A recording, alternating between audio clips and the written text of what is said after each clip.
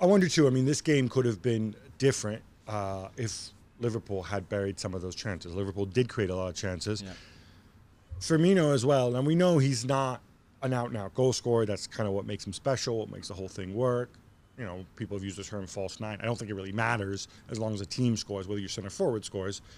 But there's still chances that you have to convert.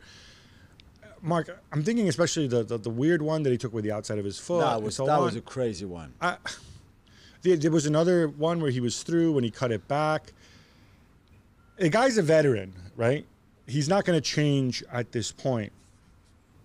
Is he somebody who's just been playing in a different position and this is what he does, and maybe he just doesn't have that hunger of a goal scorer? And is this going to be a problem this season? It could be. I mean, I don't know if he doesn't have the hunger of a goal scorer.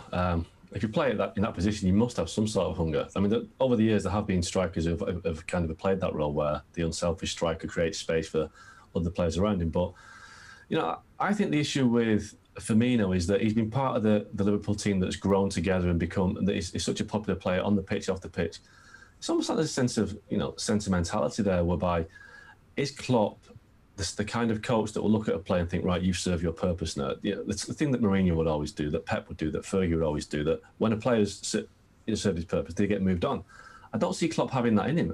Maybe I'm wrong. I don't see him having that ruthless streak where he says, right, thanks, you've been great for us for 4 years, but you're not scoring enough goals. We need to bring something else to the team. Yeah, but the difficulty, though, in telling Firmino he served his purpose is that he's so important for the work he does off the ball and for setting up Salah and Mane. If you put another striker like Brewster, Salah and Mane won't be as effective, no? Well, or if you put any other goal scorer, if you put Jamie Vardy in there, you become a different now, he team. doesn't have Jamie Vardy on the bench. That's also the problem. I agree with you, but what I'm saying is that's the difficulty, right? His skill set is so unique that the minute you think about replacing, like I don't feel like giving Klopp a hard time for not telling Firmino you've served your purpose. This is a big thing, though, isn't it? There has to be evolution, though. You can't have the same forward line for 3, 4, 5 years. There has to be some sort of change down the line. And you know, they were looking at Timo Werner for a reason.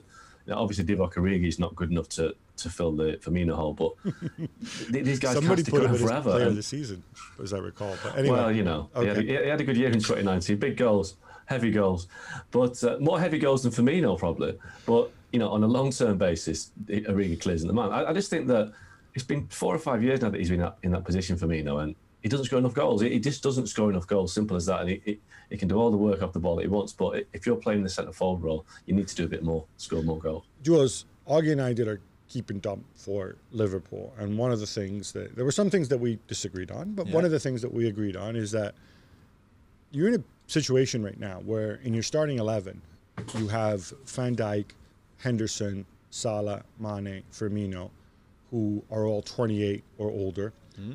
And then you also have Wijnaldum, who started, I have no idea if he's going to stay or not. He's got a year left to go on his contract, right?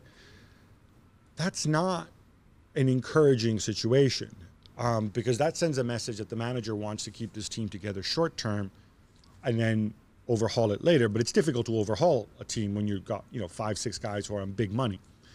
And yet Klopp is signed up through 2024. So clearly in his mind, he's already thinking, I'm going to build another Liverpool side before I leave. How do you see it? I mean, is there a point to this ruthlessness? Or do you think it just would have been Klopp's like, I value the chemistry that I have more than... I think there's that. But also, this is such a strong team that you can only do it, I think, little by little. This is not a squad where you can get rid of 5. But they're not doing it little by little because 2 years have gone by. You would think, like, if over the last 2 seasons they'd added one guy who's a starter caliber player, but they haven't done that. However, I think in a normal season with no pandemic, I think Timo Werner is a Liverpool player, and I think this is the start of renewing a bit this squad little by little because this squad is so strong anyway. And I really believe that because of the pandemic, because of how hard they've been hit, because of the way they run the club, as we mentioned on the show on Thursday, I think that has limited them in what they could do with it. Even just a little touch there, even just bringing one player and letting another one go, like, I don't know, Lallana or whoever. Because I really believe that was the plan from the beginning. You know, you have 2 transfer windows per season. You can do one player in each, and you need 2 seasons, and then already you've renewed your squad. Because he's such a strong squad. And Van Dijk, you need to give him a new deal. He's 28. And same, I guess, same with Mane and Salah. They've been so good. You can't just think, maybe in 2 years' time. Just, well, what you would do is you would sell them before that. But obviously, yeah, but again, why would you sell the guys who've brought you to the top? And to replace with somebody younger? I mean, I guess that would have been the thinking. That's the difficulty as well. I mean, my natural instinct is to defer to Klopp. He's got most things right to now. I just want to, Augie, I want to give you the last word on this. In terms of the guys who are not part of the starting lineup, both youngsters, people like Minamino, are there people there who, we can say, well, they haven't acquired any starters, but, maybe Curtis Jones, maybe Minamino himself. Do you see anybody there who can grow into a starter and relieve some of the, could the solutions be internal?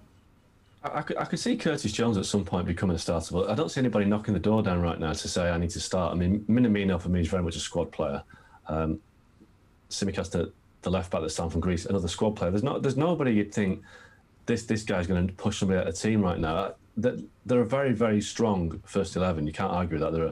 They're a great team to watch. They've got it. The machine works great, but there should be 2 or 3 people knocking on the door now, banging on the door to say, let's move this on, let's kind of evolve the team. And I don't see it. And we talk about Liverpool making changes. They had a fantastic year of recruitment between summer 2017, summer 2018, when they brought in, Van Dijk, Fabinho, Alisson, Salah. They've not really done much since then. And a lot of it was also done by selling Coutinho, which people forget about. 142 million for Coutinho, basically paid for Alisson and Van Dijk. Are they going to have to do that again? Are they going to have to sell a big hitter again to start it all over again? But as you keep saying, Gab, as you rightly said, the big hitters now are in the late 20s, and you're not going to get that kind of money for them. So they are approaching a bit of a difficult problem to solve, because the best players are getting on in years. It will cost a lot of money to replace them, but they can't really sell any of those players to generate the cash. And the younger players coming through, they're not going to sell Trent Alexander-Arnold, I don't think, and they're not going to sell Joe Gomez. But how do they keep that model going of selling high and buying with that money? I don't know. They have got an issue to address maybe a year down the line. Well, we'll see how things turn out. But I think what's evident, what we can all agree on, is Liverpool, from a team-building perspective, are doing things differently. Whether it works out or not, time will tell. Well, thank you very much for watching ESPN on YouTube. For more sports highlights and analysis, be sure to download the ESPN app. And for live streaming, premium content, and let's not forget as well, ESPN FC 7 days a week. Subscribe to ESPN+.